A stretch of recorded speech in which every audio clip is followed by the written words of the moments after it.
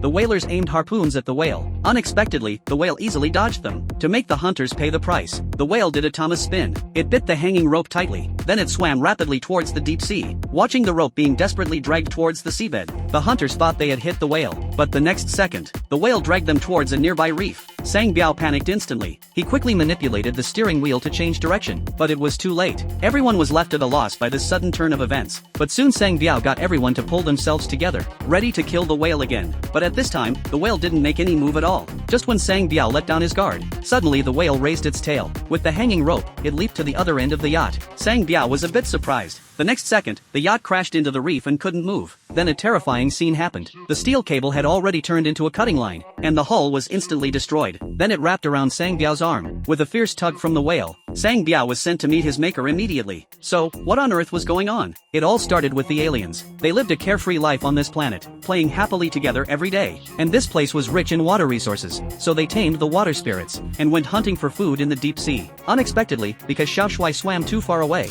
when he surfaced, his teammates were already gone. The next second, a huge whale rushed out from the bottom of the sea. Then it swam towards Xiao Shuai. In an instant, he was sent flying under the sea. Xiao Shuai was stunned at the sight of this. He quickly fled in a hurry, but the whale chased closely behind him. Fortunately, Xiao Shuai hid inside the coral, managing to save his life for the moment. Unexpectedly, the whale chewed it up in just a few bites. The boy could only keep running for his life, but his diving time had also reached its limit. Just when Xiao Shuai wanted to swim back to the surface, the whale also spotted him. Just when danger was about to strike, luckily another whale came to the rescue. It actually saved Xiao Shuai. At this time, he also fell into a coma due to lack of oxygen. When he woke up again, the whale had already rescued him. It turned out that when the people were hunting the whale, the fin of this whale was stabbed by a harpoon, and the whale's companion wanted to take revenge. Seeing this, Xiao Shuai quickly apologized, and he pulled out the harpoon from the fin. To thank Xiao Shuai, the whale voluntarily sent him back to his companions. As time went by, Xiao Shuai and the whale became good friends. They often played together on the sea surface. However, at this moment, the whale suddenly opened its mouth.